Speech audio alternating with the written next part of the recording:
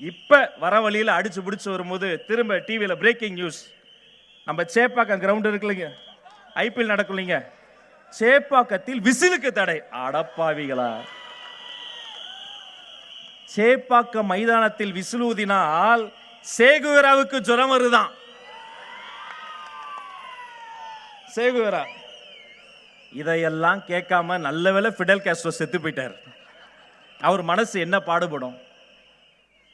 விளையாட்டு என்பது மக்கள் கவலைகளை மறந்து உடல் உழைப்பை செலுத்தி சந்தோஷமா இருக்கிற இடம். இத்தனை ஆண்டுகாலமாக சேப்பாக்கம் மைதானத்தில் விசில் சத்தம் ஓங்கி ஒலித்தது. விசிலுக்குனே பாட்டே போட்டாங்க. ஆனா தமிழக வெற்றி கழகத்திற்கு ஒரு சின்னம், விசில் சின்னம் வந்துவிட்டது என்று சொன்னால் தீய சக்தி பயப்படுது, ஊழல் சக்தி பயப்படுது. இது இப்படியே போச்சுன்னா அடுத்து என்ன பண்ணுவாங்க? தற்போது கிடைத்த செய்தி, பேருந்தில் கண்டக்டர் விசில் ஊதக்கூடாது.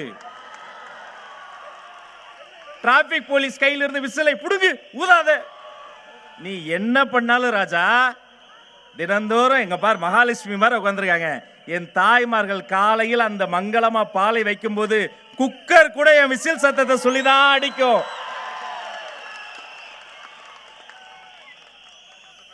மண்ணுக்கு என்ன பிரச்சனை, மனிதர்களுக்கு என்ன பிரச்சனை, அதை பாப்பீங்களா? விசில் ஊதக்கூடாதா?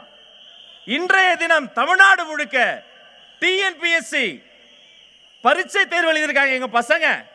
விருகம்பாக்கத்தில் எழுத போன பையனுக்கு அந்த நம்பர் எழுதி வைக்கல. கேட்டா தம்பி தம்பி இல்ல நீ போ, நீ நந்தனம்ல இருக்கக்கூடிய எக்ஸாம் சென்டருக்கு போய் துரத்தி விட்டுருக்காங்க.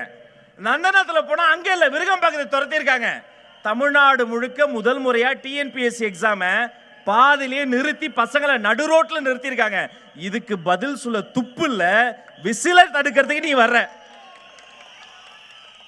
எழுதி வைத்துக் கொள்ளுங்கள், உங்களுடைய ஆட்சி மட்டுமல்ல அரசியலே முடிய போகிறது.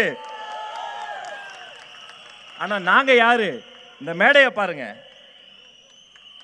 எங்களுக்கு ஒரு சேரு, மாநில நிர்வாகிக்கு ஒரு சேரு, அவங்களுக்கு ஒரு சேரு. 10 பேர் உட்காந்தா போதும், 4 பேர் உட்காந்தா போதும். அவங்களுக்கு பிளாஸ்டிக் சேர் போடு.